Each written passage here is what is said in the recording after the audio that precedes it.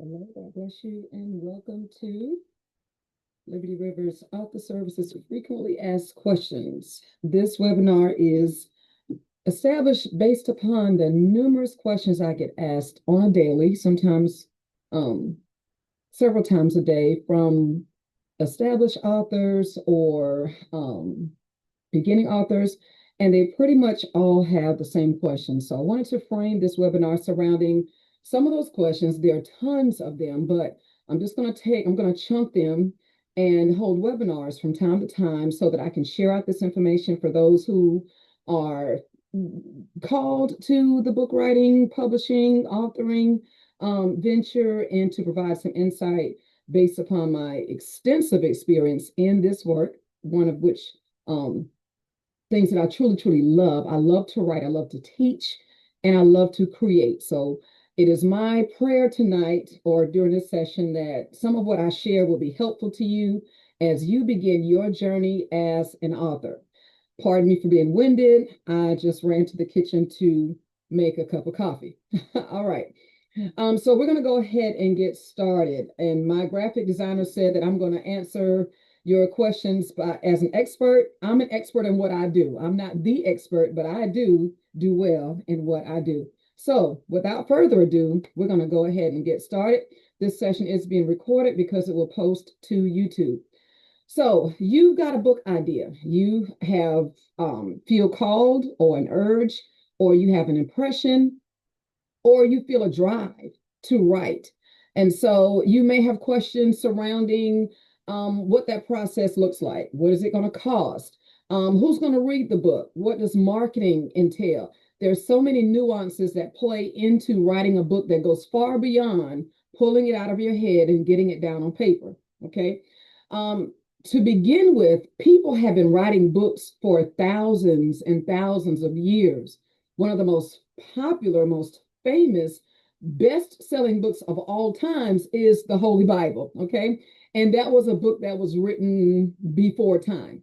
So God, if you are faith-based, if you are a believer, our God, the ultimate creator, was an author. He says, I am the author and finisher of your faith. So for me to tap into that lane, that creative lane, I feel is an expression of the Holy Spirit working through me to minister to my fellow man. Okay. So there are thousands of people walking around, people in your home, on your job, in your community, staring at the mirror back at you, who have books inside of them. Not one book, books. Stories, teachings, some type of experience that could possibly change someone's life. As a child, I would spend my summers in our public library. I just consumed everything I could find and had been reading since I was 2 years old. I just was always an avid reader. So we all have these experiences that we can share. Maybe we have recipes to share. Maybe we have life experiences to share. Maybe we have a devotional, a testimonial. Maybe we have poetry. I have been servicing clients now for well over, gosh, right at 15 years almost. And I have published books from just about every genre that you could possibly imagine. So we have many, many people around us with these books inside of us, but only a few of them actually finish. As a matter of fact, I can't tell you how many people I meet and they say, oh, you write, you publish so many books. I have a calling to write a book, or I need to write this book. I have a story to tell. Everyone has that story, and then they struggle with, how do I pull that out? And that's where I come in. Okay, so very few people publish the book. Very few people feel like they have the credibility or even the professionalism, and that's why Liberty River is has such a strong reputation among its clients, my author customers, clients.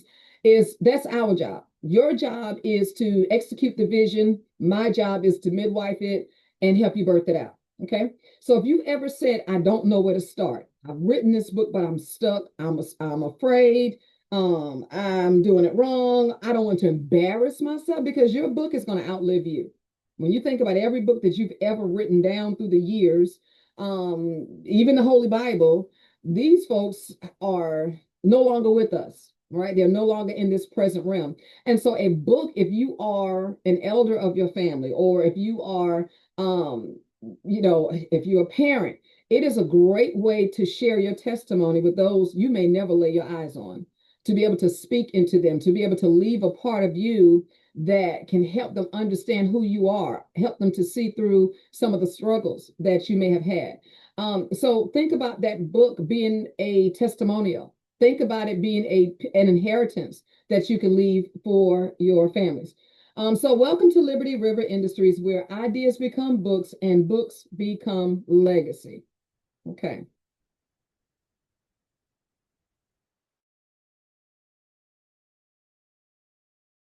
All right, back. Okay.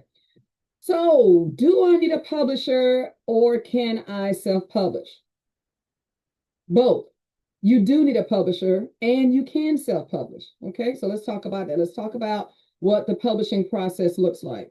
To be able to pull your book from your thoughts, from your heart, from your spirit, you will need to format it for the public. And that's what the publishing, to make public, that's what that means. Okay, you can publish it through another agency or you can publish it yourself. Let's talk about what that looks like.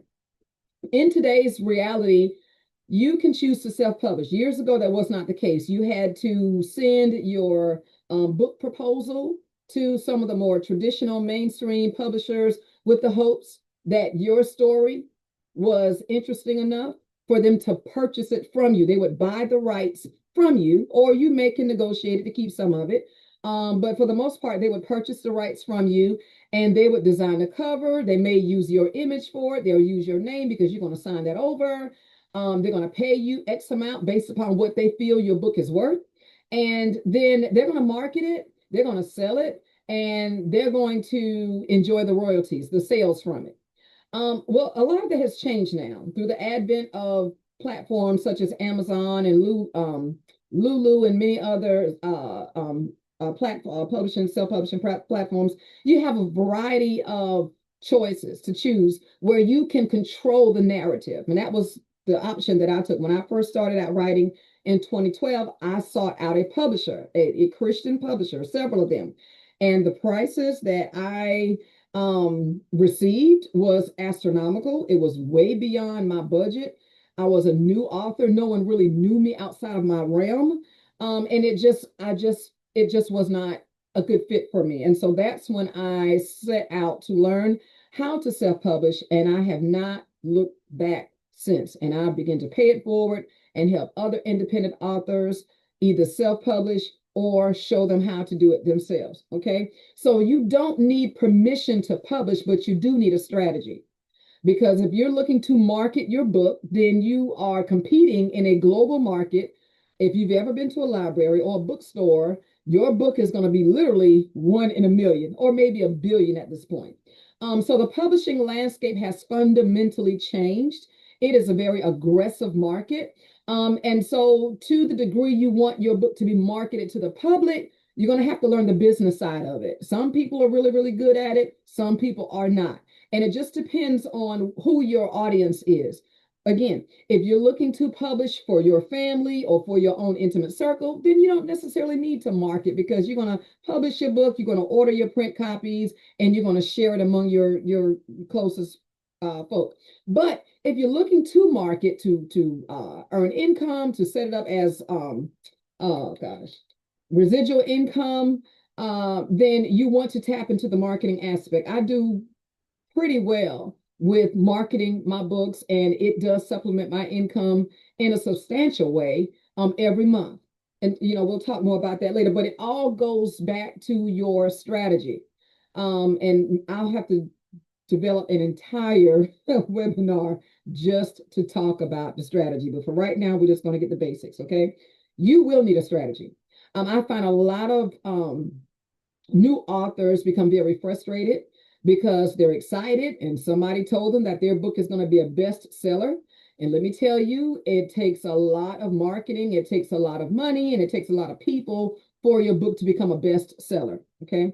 So I understand a lot of, the prophecies and words of encouragement, but to be on the same platform with Oprah or TD or some of the other folks who have been writing and who have the resources to be a bestseller, that's a big step. It's not impossible, but it can happen. You just have to be willing to put the work in. Okay. So the publishing landscape has fundamentally changed. And with self-publishing being an option now, it gives serious authors and writers unprecedented opportunities for success. I am a living testimony of that. Self-publishing gives you complete autonomy. It gives you complete ownership of your own work.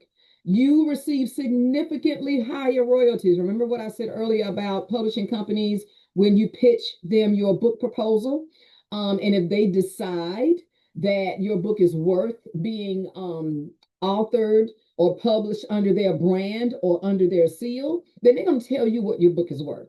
And they cap it for you. You couldn't publish it through another agency. You're going to sign that contract and they're going to own the rights to your book. And they will change the narrative of your book. They can change your cover. They own, when you sign that contract and you receive that 20,000, 10,000, 50,000, or whatever that payment is, that's it. So if your book goes on to make it to Oprah's book club and it's trending in the millions of dollars of sales, you don't get any more than your 50,000 or whatever it was that your publishing contract agreed upon.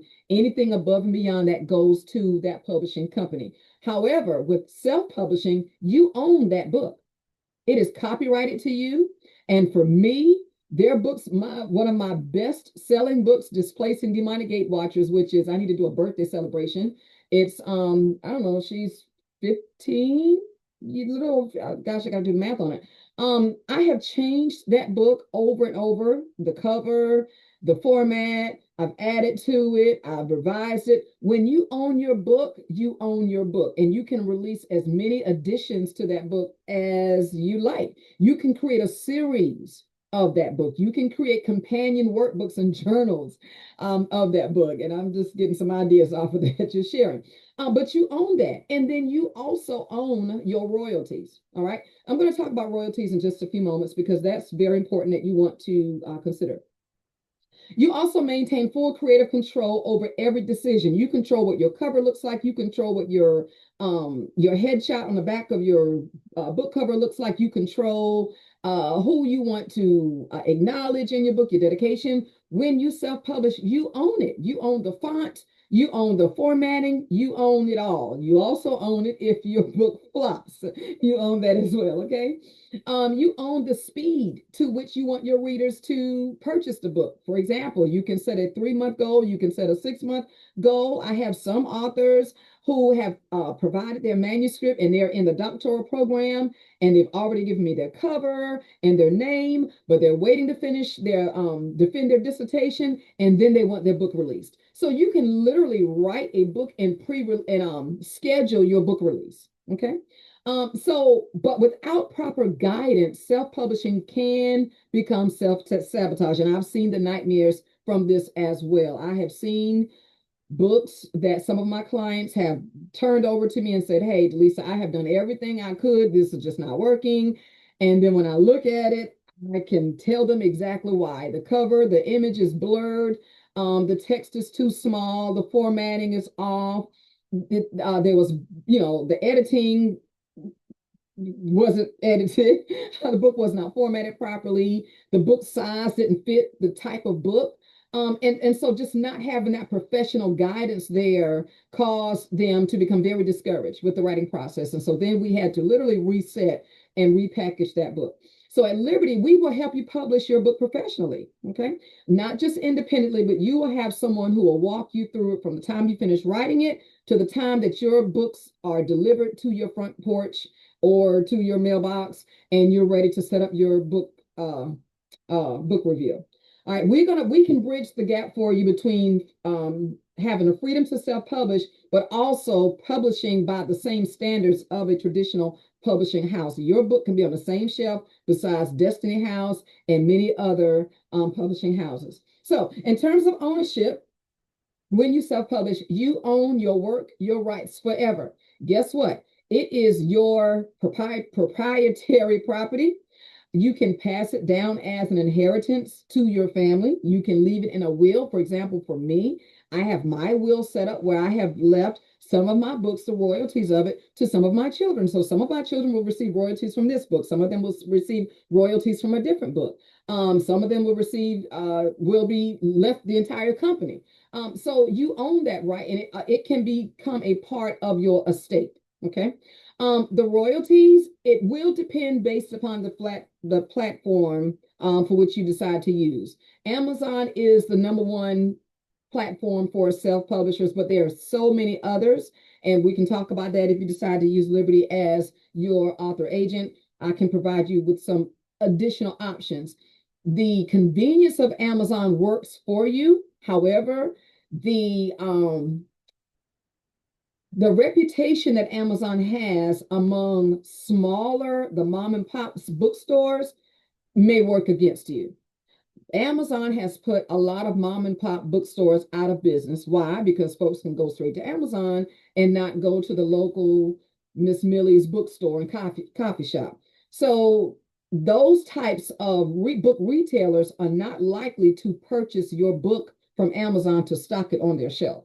However, there are other platforms that they will purchase it from and stock it, but simply because Amazon has been very aggressive in its way of business, that many smaller retailers, the ones that are in the neighborhoods and the ones that people have grown up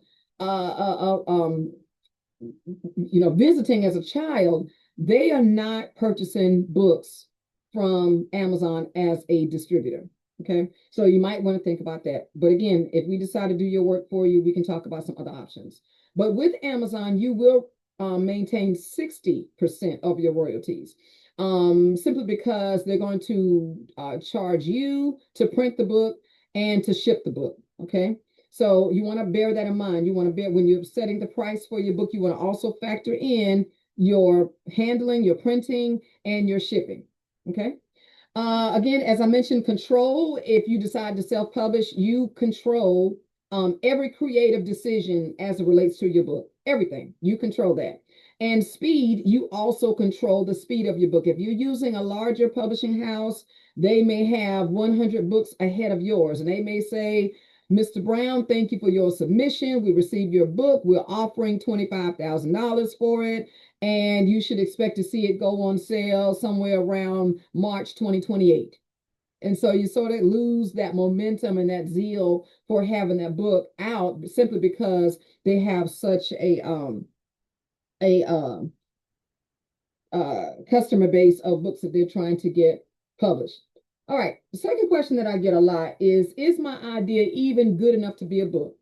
Delisa, I have this book, but I don't think anybody will buy it. I don't think people will want to read about it. And so they are almost experiencing or committing self-sabotage before they've even written the book. They've already talked themselves out of it. Books are not born from perfection. I've read a lot of terrible books, right? You learn something from it. Maybe it's next time I'll do better. But if you feel like you have a story to tell, then it's your job to tell that story in a way that someone walks away with a lesson, with an experience, or with a testimony. That is the job of the reader, of the writer. So books are not born from perfection. Many books in the Bible were not told from a perspective of being perfect. It was a truth. Truth doesn't have to be perfect for it to be a truth. Okay. So books are born from clarity and obedience. This is what happened, or this is what needs to happen, or this is what should happen. And you are obedient to the call for making that book available to your readers. So just to be clear, this is something that stops a lot of authors even before they begin. It is a work from the enemy, self-sabotage, and maybe some other, rejection and just some other negative emotions at play. But your idea does not have to be earth-shattering. Again, don't compare yourself to the T.D. Jakes and the Joel Osteens, because you're not them. You're going to know your audience. You're going to write to your audience, and you're going to feel a connection with your audience, and they will feel a connection with you, that by the time you're done with that book, they're done reading your book, they're going to be looking for another. I have readers who literally say, when is your next book? Oh my goodness, this book changed my life. And that's how you know that you obeyed, the call of God to write that book. You may not have sold 12 million copies, but even if you sold one copy and it changed someone's life, wasn't it all worth it? Okay, we don't stop there, but it's good to know that your book is impacting lives in a positive way. So your idea does not have to be earth shattering, um, not even completely original. You can literally write off of somebody else's experience just from your perspective.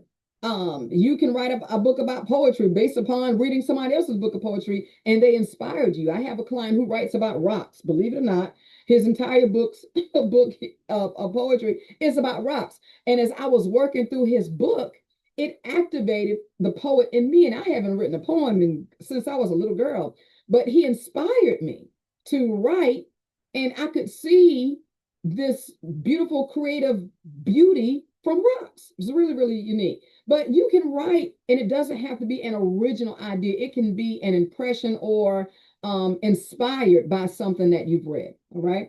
What your book does need is focus, structure, and your authentic voice. We'll talk more about that in a little bit. So when I say structure, all right, and I have a PDF that I'll try to send out a little bit later, is helping to form your thoughts that's in your head about your book, form them in a way that is logical, that gives it a compelling framework that will help guide your reader. For example, you want to give them an alpha, a middle, and an omega. You don't want to start out with the end of your story. So just making sure that your book follows a logical sequence of events so that your readers can follow you as you are writing, okay? A compelling framework. If it is a book of fiction, is there enough drama to keep them on the edge of their seat? Is there enough conflict to keep them wondering what's going to happen next? Is there enough revelation to where they're hearing God and they're responding to areas in their life that were shut down? If it is a testimonial, is it enough for them to feel like, maybe I can make it? I feel hopeful. I feel like things are going to turn around. If it is a recipe book, do they feel like this is not so overwhelming? I can make baked chicken. It is not that difficult, right? So just making sure that your book is a work of structure, and Liberty can certainly help you with that. Making sure that you focus. Okay, I have a lot of clients who are not focused, and what you're thinking comes out in your writing. So if your thoughts are scattered, your writing is going to be scattered. So having a structured framework is going to be very, very, very important. Okay. Refining your voice. Make sure you identify your audience. This is key. This is key. Who is your audience? Is it Black men? Is it white women? Is it Native Americans? Is it Gen Z? Is it millennials? Is it married? Is it single? Is it prophets? Is it sci-fi fans? Identify your audience and write to them. This is very, very, very important. When we're writing a book, think about your audience, and that way you literally write to them as you're writing so they feel connected in the message. So discover your own unique communication style. Do you want to write as an auntie? Do you want to write as a grandfather? Do you want to write as a sis? Do you want to write as a preacher? Do you want to write as a historian? What is your communication voice? And it can be different from book to book. I have books that have tons of theology books that teach on spiritual values and principles, but then I also have the softer faith-based romance side, which I'm loving. Wish I could do more of that. But then I've just started working, tapping into the urban African American urban fiction books, which allows me to tap into more of my creative mind based upon the work that I do with my kids. So you can have, as an author, you can have many different writing voices, but you don't want to have all those voices in one book. You want to make sure that if you're going to write a book for prophetic people, then you need to speak as a prophet. You don't need to speak as a pastor. If you're going to write a book for a faith-based fiction book, then you need to write it as a person in love or a person who is hopeful about love. You don't want to write it as a bishop. Okay, so you just want to narrow down your voice, narrow down your communication style so that you can connect with your audience. When I write my African American or Black urban fiction books, I'm more relaxed in my speech. Because I'm reaching a younger audience, and I'm going to use slang respectfully, but I'm going to use ways to connect. You want to make sure that as you're writing, you connect with your audience. Okay. And then expansion, being able to expand your ideas into rich, valuable content that will transform and serve your leader. As an author, you are selling your thought or thoughts. You are marketing what you feel someone needs. And when they read that book, if you say the autobiography of Jane Pittman, then we need to read about Jane Pittman's life. We don't need to read about Butch and the Sundance Kid, right? You're going to have to be able to expand ideas without losing yourself in the book. And that's where that developmental, all of that support comes from, having someone to read it, provide you with good constructive feedback. I will say this, as an author, your book will be judged. It will be judged by your editors or whoever you decide to do your read over your book and give you feedback. It will also be judged by your readers. They will tell you this book sucked. I didn't learn anything. This was the biggest waste of $20 I ever seen, right? Or they will tell you, oh my goodness, please let me know when you write your next book. So they're going to judge, your readers will judge you. And you can take that and use it constructively and do better next time. Or you can use that and say, you know what, forget it. I'll never write another book as long as I live.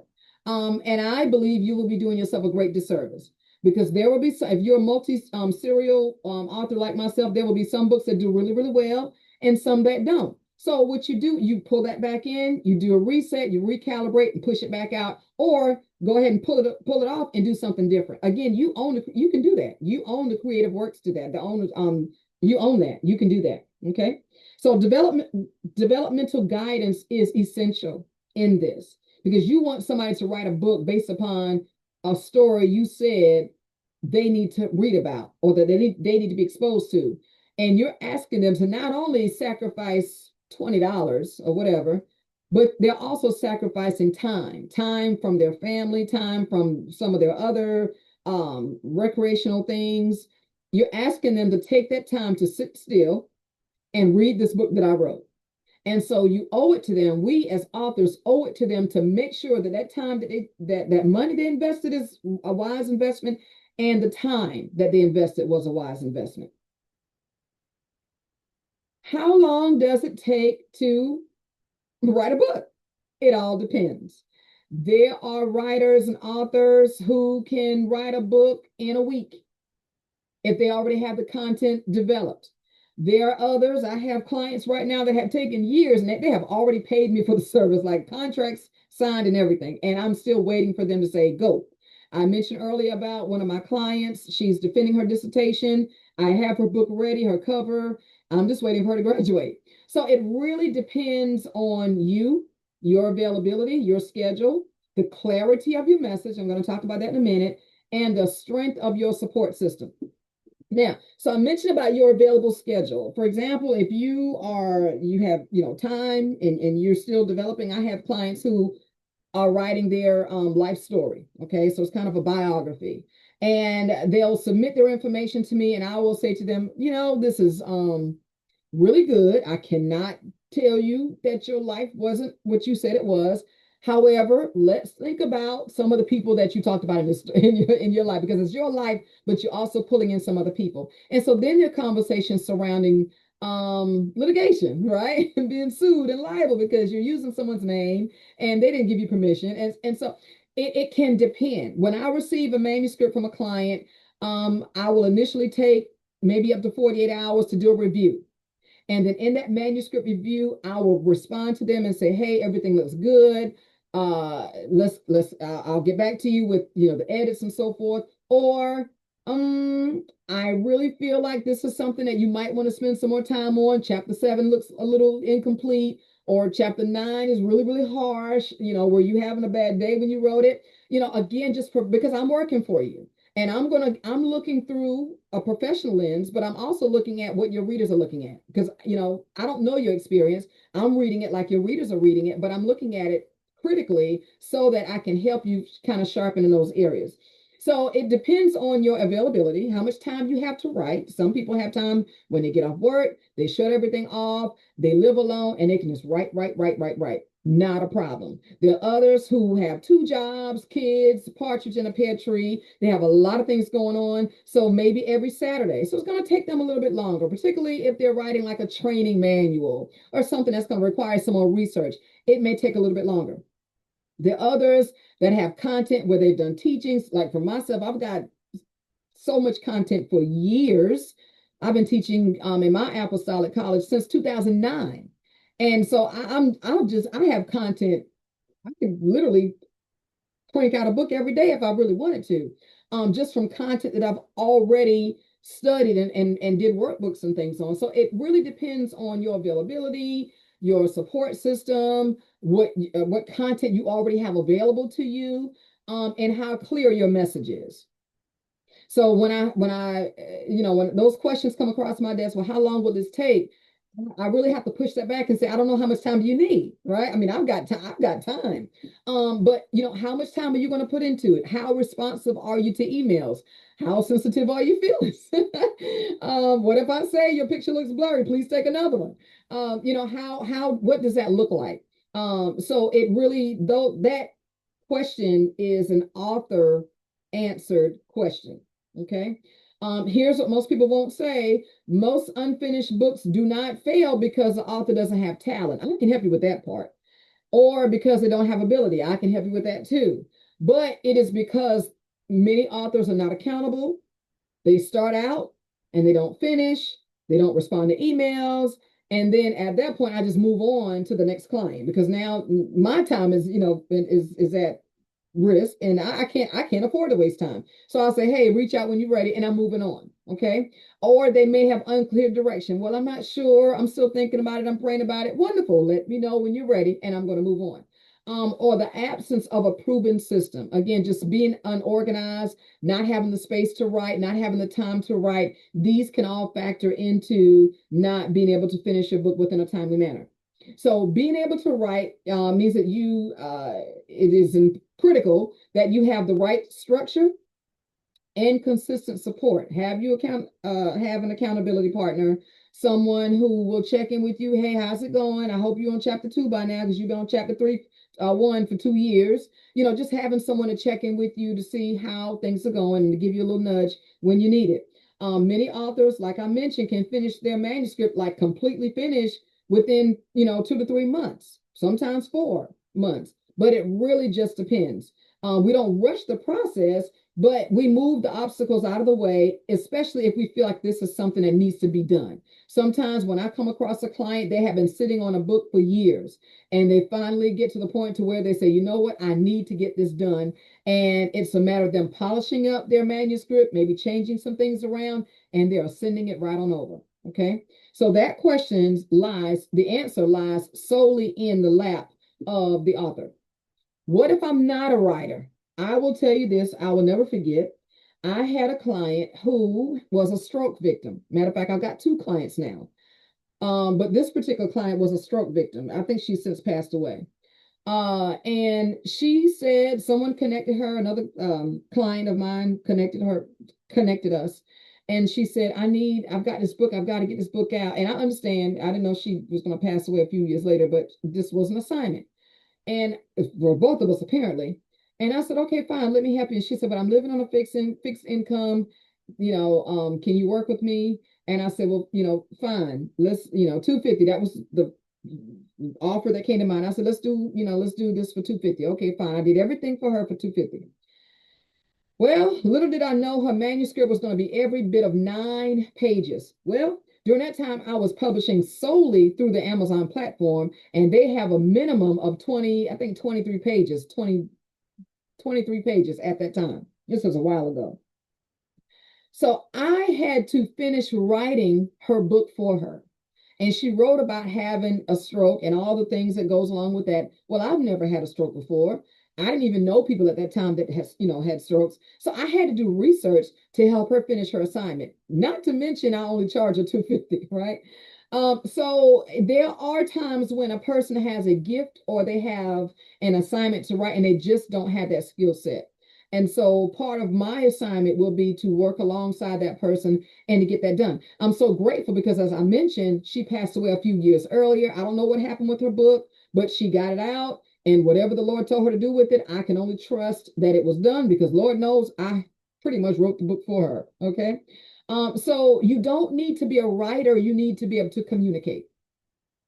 If you know how to communicate, the writing part, we can do that. Okay. We will structure it, we will strengthen it, we will frame it, we will get it out there. That's what we do. But you don't have to be an Einstein of English to get your book out. That's some of the intimidating thoughts that people have. Oh, I've got to have this and I got to. No, you just need to be able to pull up you need to be able to communicate your thoughts and express what's on your heart. That's what you need to do.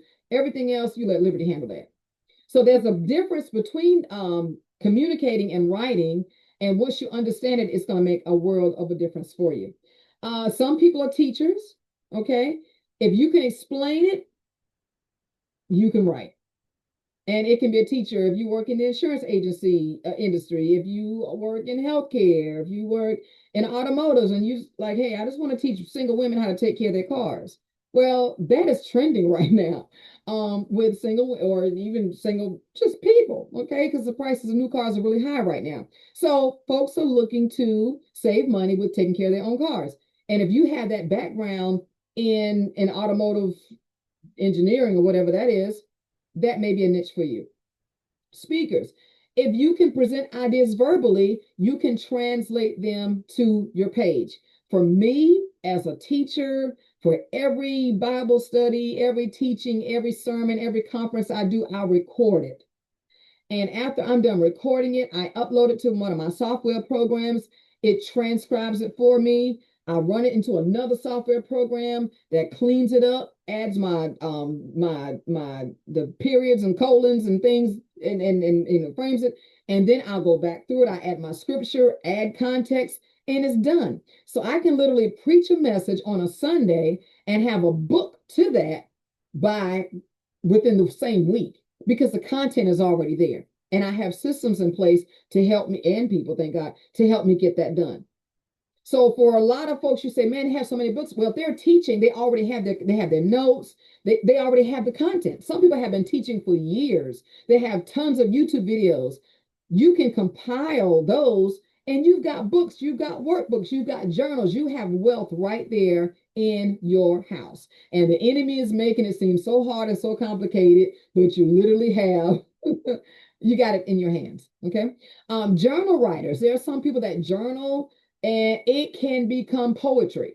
Poetry does not have to have a rhythm and a rhyme. You can connect it to nature. You can connect it to really any inanimate object. Like I said, my client who writes about rocks, and he lives an alternative lifestyle. And, I was just blown away. He's got a beautiful, creative way to writing, but he connects it to, and, this stone, and just talking about how life can be hard and talking about how life can be sedentary and how things don't move. And he connected his experiences through using the poetic arts to different types of stones. I mean, just amazing, brilliant work. Preachers like myself, like many others, if you deliver messages like my apostle, I take his and my spiritual mom, I take their teachings and format it into books. A lot of their new books coming out, I do that as a seed offering. It's a seed offering. And I'll say, hey, do you like this cover? Yep. Do you like this back cover? Yep. Read through the book. Do you want anything changed? We'll change this, daughter, change that. Okay, not a problem. And I push it out. I have access to their accounts and I'll let them know, hey, your book is out there. And guess what? They have all the rights. I don't want a dime from it. I don't ask for anything from it. It is my way to sow seed. So you will be amazed at the blessing sometimes where you may be connected to a leader or a teacher or a child. For my staff, last year I did an essay writing contest. And I chose 5 top essay writers who really dug in and did the work with fidelity. And I published their books, set up an account for them, and they're making money off of an essay. And when I gave them their books, they cried. It's just my gift. It was just my way to appreciate them and to help pay it forward. And now they're writing their books and they're telling people in the schools about it. So it's just a phenomenal way to just give back and to be a blessing. Storytellers, if you captivate people with stories, you have a natural author's gift. It may be humorous, it may be sci-fi, maybe, whatever it is. You can use that base to write books. So we can help translate your natural voice into a readable, marketable content. One of my staff members, I took her book And of course, I added to it a little bit. And this girl graduated from a school. One of her teachers told her she would never be anything, would never amount to anything. She went to her home school, to back to her high school. And she's one of my staff members. But it was that word that her teacher spoke over her was so crippling that when she got that book, she cried and she said, I know exactly. It was an English teacher. She said, I know exactly who I'm going to take this book to. And I gave them 5 copies of each of their books. She took her book to her school, to the teacher that told her she wouldn't. It's amazing the woman's still working there. Told her she wouldn't, whatever. And the woman was so impressed, apologized, and then invited her to come back and speak. Do you not know she ordered like 200 copies of that book? Again, I didn't take not one penny from it. And now she's writing another book and she's telling people about it. So, we take your natural voice and we format it into a readable, marketable content. We don't try to make you sound like anybody else. It is important for me, even as an educator, that your readers know your sound. It needs to sound like you. Okay. Now, I'm going to talk more about that in just a little bit. What mistakes do new authors make? Plenty. And this is why sometimes they self-sabotage. Number one, publishing without editing, especially if you're not a strong writer. You may be a strong communicator, but you may not be a strong writer. So you need someone to professionally copy edit or edit your copy, okay? You need someone to provide some developmental structure, guidance, help you put things where they need to go. You can damage your reputation, and you can also harm yourself for future works that you decide to put out, because now you traumatize your readers into thinking that second book is going to be just as bad as the first one. Now I'm good. And you can hurt future sales by rushing to put out a book that is not formatted correctly. All right, which leads me to my second point, rushing the formatting. Poor formatting, it looks amateur. It looks like you didn't know what you were doing, right? It looks like you couldn't afford to hire an editor. It looks like you couldn't afford to hire somebody to polish it for you and package it for you the way that it should be. And it's going to distract your reader. Sometimes I read books and I'm like, I can't even follow it, right? Because the formatting is off, or there's misspellings, or I just can't follow. The author is just scatterbrained, and it's really hard for me to follow. And so I donate it to Goodwill. I won't throw it away, but I'll maybe somebody else can. I don't know. I just can't do anything with it. So professional formatting is key. Another thing that sometimes new authors do is ignore branding. That's your cover, the way your headshot, the way you present yourself in the book, the way you even carry yourself in public has a lot to do with branding. Okay, making it an exceptional experience for your readers. Remember, this is a big market, and you competing with folks who've been out here doing this for a long time. Skipping the copywriting basics. You want to make sure we're in a dispensation now where people are stealing content. I mean, they will literally take your stuff and put their name on it and push it out as it is their own. So you want to make sure that whatever you put out is copyrighted. You're going to have all the digital signatures that you publish that book, so that if you ever have to defend the originality of your work, you're able to do that. Okay. Now, some people go straight to the copyright office. You can, but if you copyright 2026 and put your name there, it stamps that book as yours. And then you also have your digital files where you did your manuscript, or you did your Google Drive or your Microsoft Office or whatever platform. Everything is timestamped. Everything done on a computer has a timestamp, and that way you can defend your work. But if you put that work out there, there's no copyright, and it can be open season, and people will take your book and they'll publish it as their own. And the other thing too is just fear, afraid of what people are going to say about me being an author. You, not you. Why not you? Right? And they will let that stop them from starting out at all. They're going to talk whether you publish or not. So go ahead and obey God and get that done. Okay. All right. 4 principles for powerful writing. Write from your assignment, not from your emotion, particularly if you're writing from your the biographies, right? Or you're telling your story, your testimony, your life story. You want to make sure, and this is what I had to tell some of my clients, is make sure you heal before you write, because you don't want to bring your reader into a raw experience and traumatize them. So make sure that you heal. And again, a part of my job is that kind of writing coach is to say, hey, this looks like you're still hurting. I feel attacked. Okay. Or whoever else you may have to proofread. Hey, give me your honest feedback. What do you feel about this chapter? Do you feel like I'm healed from it? Do you feel like I'm throwing off? Make sure you have someone who can be objective, and then make sure you can receive constructive criticism. Because if not, you can have a reader read your book and take offense as if you're throwing daggers at them. So make sure you're not writing out of your emotions. If you are emotional and you're writing your own biography, then there is still some healing that needs to take place, and that may impact your time. And if that's the case, it's okay. Put the pen down, put the computer down, and go get healed. Then come back, because you want your work to be a resource, not traumatic for your readers. You want to solve a problem for them.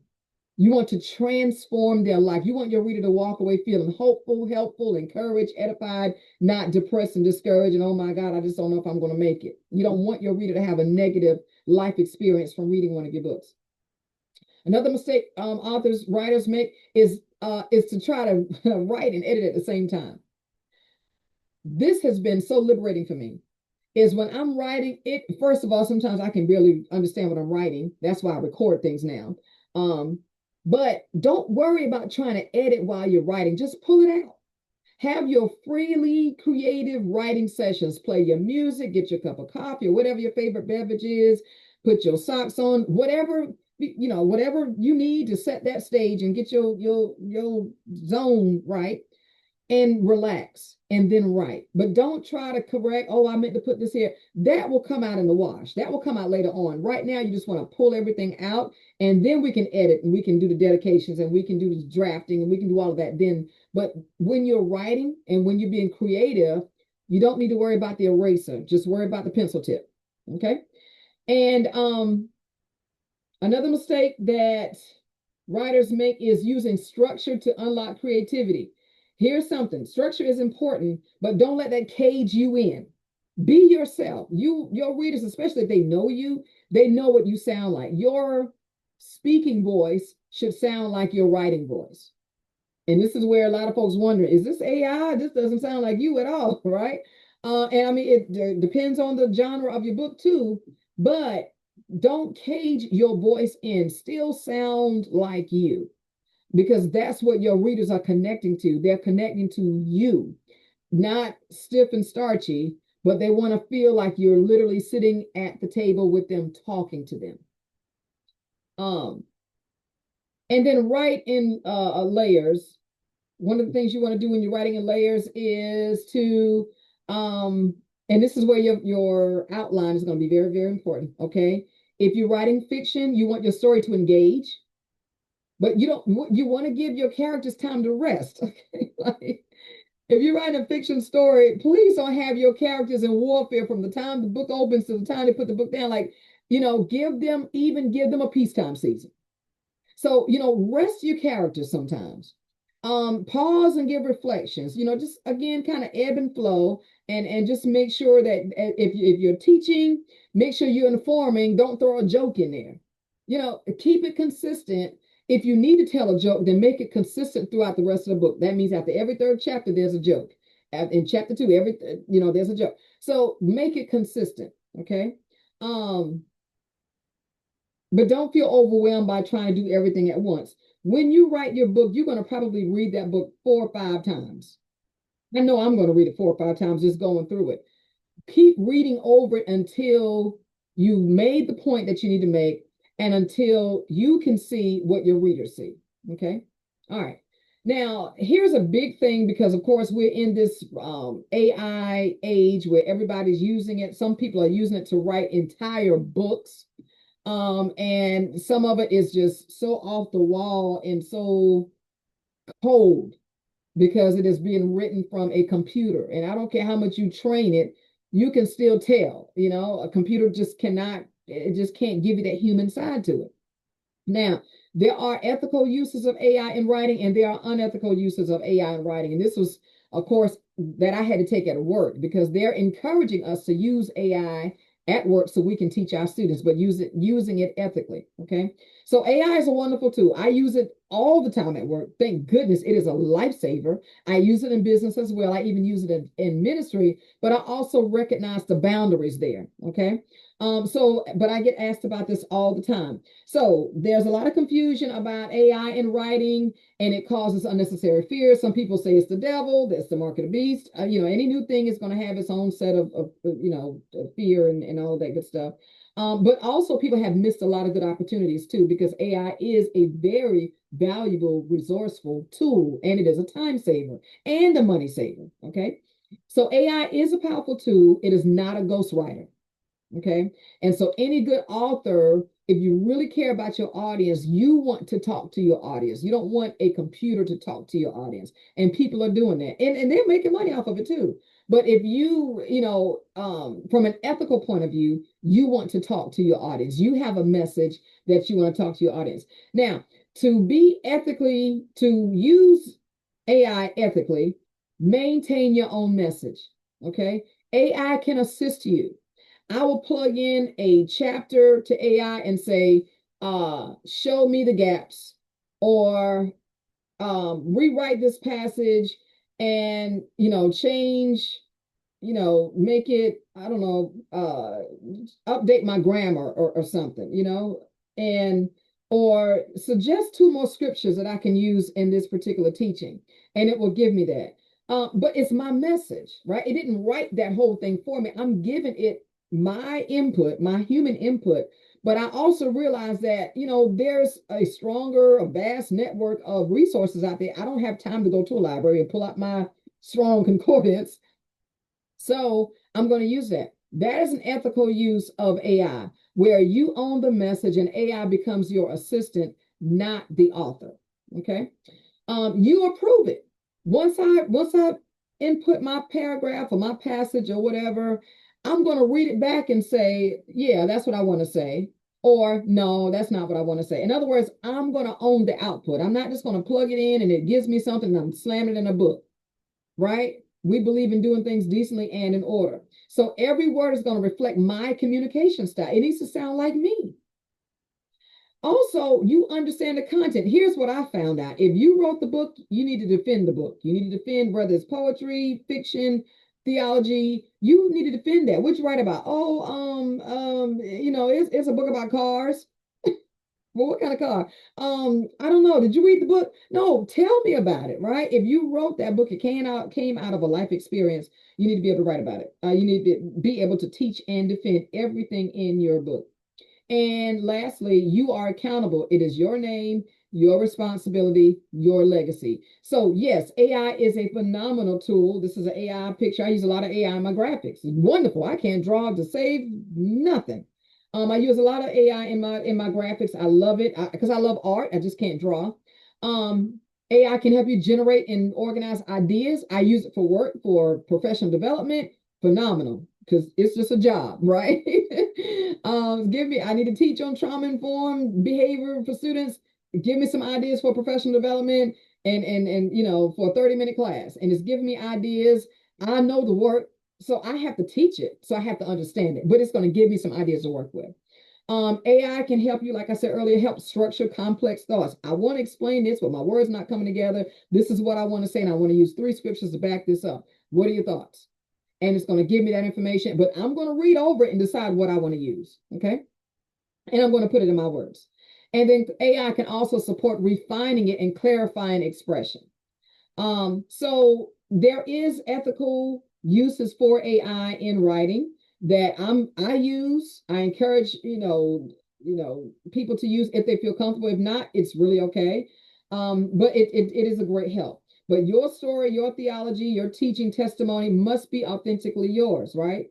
At Liberty River, we don't sell shortcuts because my name is going on it. I need to make sure because I'm going to ask, tell me about your book, and I can tell if I'm reading it that it's a machine or if it's something that, that you wrote.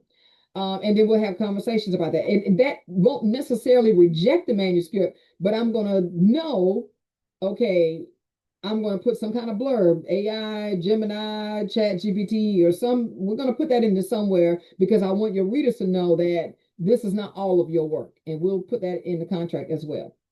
So we are building integrity-backed authors who stand on truth and personal authority. All right. So what do we do here? Developmental guidance and coaching, as I mentioned earlier. Perfect for first-time writers and authors, or even serial authors that are like, hey, I need to take my writing to another level. I need help. Full book development that I do with you, we do with you, that you want this excellent package, which is I do the manuscript, Liberty River, you do everything else. All I need to do is just approve, and show me where to sign on the dotted line, show me where to make my payment arrangements, and I'm good. I don't have time for it. I did all the work. I don't want to pick out a cover. I don't want to deal with this. I just need to get this book out. Not a problem. That's what we do all day, every day. Structural editing, manuscript expansion. I showed you that with my 9-page client. Built that out. I did the research, and listen, I didn't even put my name on her cover. That was a gift. And I do that a lot too. I help my readers. I build in content and don't even put my name on the book. And then branding, publishing strategy. We can do your graphics. We can do your book promos. We can do your 3D poster promos. We can do all of that stuff for you. Build your website if you need to. We can help you set up your book events. We can help you with all of that. I have been doing that for years. So as we close, your book is not a hobby. It is a calling. You don't need another year of I've almost finished it. I'm getting ready. The Lord told me. This will be the year that you will finish. Okay. And if you've already written, good. It's time to start again. I've got several books in manuscript draft mode, and I love it. I love to write. There's nothing like holding that book in your hands. It's like a baby, really. Well, it is. And if you've labored over it, you poured over those pages, you poured your heart, and you can hear what God wants to say to the people. You can feel the breakthrough and the deliverance, and then you fueled by the testimonies. My readers, they drive me. They just drive me to keep producing, keep producing, keep producing. And so I'll just continue to write until I can't. And if I just love to write. So what you need is structure. You need support and a strategy. Okay. You need someone who believes in your message as much as you do. So a couple things to keep in mind. Remember, it's your voice. Your voice is important. Your story carries weight. It is important. If it's burning in your heart, it's important. And it is going to help someone else. May not make you $1 million, but it'll make you some money. And you can use that as a catalyst, and you can continue to write. Once you establish yourself as a published author, you're going to have a base set of readers who will look for you to do more writing, especially if they fell in love with you with your first book. They're going to look like I have a team of dedicated, anything I put out, where is that? I have one lady say, I need a bundle because I buy all of your books. I need a bundle. I have people who just pre-purchase pre-purchase books because they know it's going to be good. They know it's going to be life-changing. And they're just like, hey, here's $50 for the next book to ship it to me when it's done. I don't care what it is. Just send it.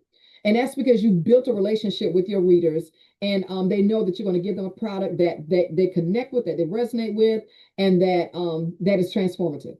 Okay. So remember, your book is 100% your voice. Our job is to strengthen that voice and amplify it, put it in written form so it lasts forever. And it is also your legacy. If you have children or loved ones, that book will be on the shelf. When you're going home to be with the Lord, they're going to be able to pick up that book and remember your prayers, remember your testimonies, remember how you overcame your challenges, remember how you love poetry, remember how to make that blueberry dumpling. Like, there's so many things you can write in a notebook, but if somebody spills a cup of coffee, that's it. Notebook is gone. But if you put that in a book and then you give them access to your platform where your books are going to be distributed, you can create generational wealth for your legacy. Okay. Or your church, your business, or what have you. If you are a teacher, you can do for every lesson, you got a series of books. And so you're hosting seminars, webinars, and you're teaching from your content. Okay. Like there's just, maybe I'll do a webinar on just, the marketing side of it. Like the opportunities are endless. It's just so much you can do with it, but you have to get started. So Liberty Rivers is here. I am Dr. Delisa. I am the president, chief editor of Liberty River, serial book author. I love what I do. I'm passionate. I can't even count how many author clients, how many books I've helped others publish, and I'm no ways tired. So if you feel like we have provided you with just enough content to maybe get you interested in a consultation, or if you've got your manuscript and you're like, hey, this is a consultation, I need to go to the next level, then you should have access to my email. I don't know if it's here or not, but I will, if you need it, it's libertyriverend@outlook.com, or just go to the website, libertyriverend.com. And we will be more than happy to support you in this next journey. Well, that's all the time we have here for now. I'm so grateful for you taking the time to join me. And I thank you so much. So grateful to hear that. Good. I am here for you. Yes, sir. All right. Well, you all have a wonderful, wonderful evening, morning, afternoon, and we'll come back another time and we'll talk about some more author stuff. All right. God bless.